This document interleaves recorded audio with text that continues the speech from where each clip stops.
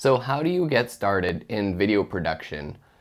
If you're coming from either a photography standpoint, you own some gear and you want to get some experience doing video, or you're just starting out and you really want to get into making videos, editing videos, and that sort of thing. In this video, I'll be telling you exactly what you'll need and a few tips and tricks if you want to really take off with your video business.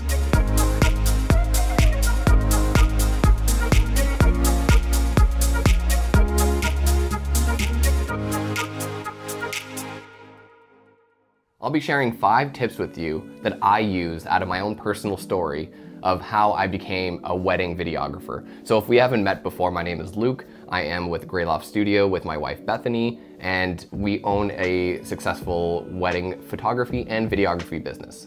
So tip number 1 is going to be intern or do unpaid work. I know.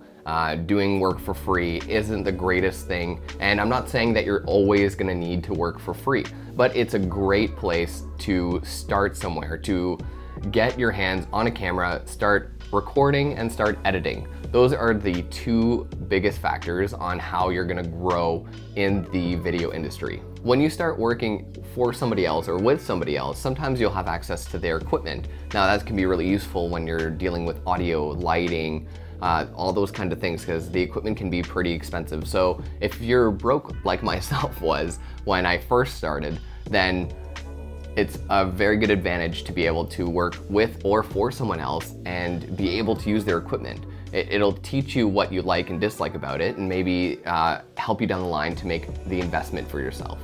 The goal with tip number 1 is to get some experience in your area, in your niche. So ask yourself, is there somebody in the area that is already doing the wedding photography, videography? Is it somebody that is doing the branding or doing product video? And then maybe reach out to them, maybe learn about them, maybe ask them if you could tag along for a shoot, carry a bag, or you tell them you're not gonna get in their way. Being able to find a mentor or somebody to help you do that is a huge bonus when you're learning. Tip number 2 is say yes to everything. Now, does that mean you're gonna be doing some work for free? Yes, but it's the quickest way that you can just level up your skills, master your craft, and that's exactly what you want to do. It's the fastest way to get as much experience as possible. So as I mentioned, I was doing weddings, entire weddings for free, but you have to imagine you have to get as much exposure, and that's also how you make a lot of good contacts in the industry, is when you start seeing and meeting with all these different people. For the wedding industry in particular, you sit at vendor tables, you mingle with all the other guests, and they see you with a camera in your hand. It's a very good exposure for your business, and it's really good to create products, even if they were free products, is when you put them online and you're proud of what you've accomplished, and others will see that using different platforms like YouTube or Instagram or Facebook, things like that. And then eventually you'll build up to do some low-paying jobs. People will hire you because they don't have huge budgets, but they still want a decently quality product. I did a lot of random stuff back when I first started. I was doing Kickstarter videos.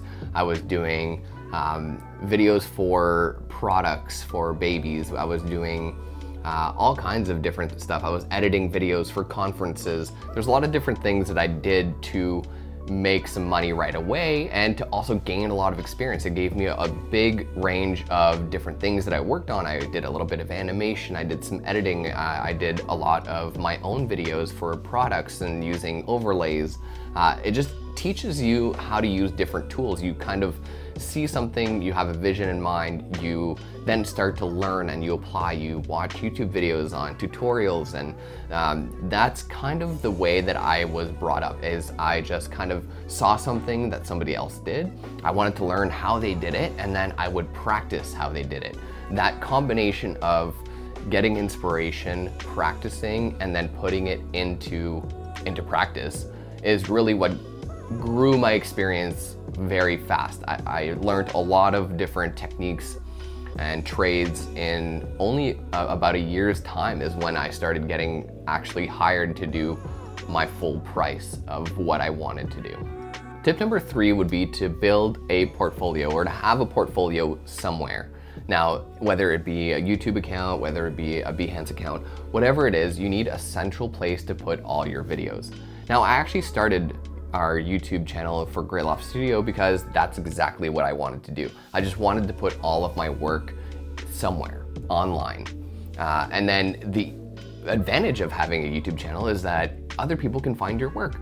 They can get inspiration from your work. Clients can find you and, for example, if you type in, wedding videographer Ottawa, there's potential that my work will be seen. Or I send clients that want to see examples of my work to the YouTube channel. So it's a multifaceted place so that you can actually make sure that your work is seen by others, as well as it's just one central place to gather it all. I don't know if you've noticed the theme of the first 3 tips has been to just get experience. It's really get hands on camera, get the process from editing to all the way to finishing it and then putting it somewhere online. Learning is an active process. So we only learn when we apply what we have learned.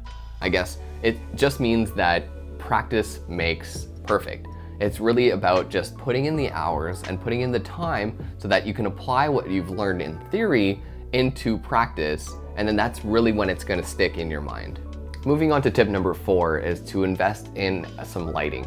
You're not always going to be presented with the best lighting unless you're shooting outside in some daylight or very close to a window. A lot of the times if you're asked to do some videoing of products or different things that may require you to supplement it with some additional lighting. In photography this would be a flash, but in videography it's a constant light that you're going to want. There's a lot of good examples, I'll link some below, and just look at what you would need for the specific type of videography or video production that you want and go from there. Last but not least, the 5th tip would be to invest in some audio equipment.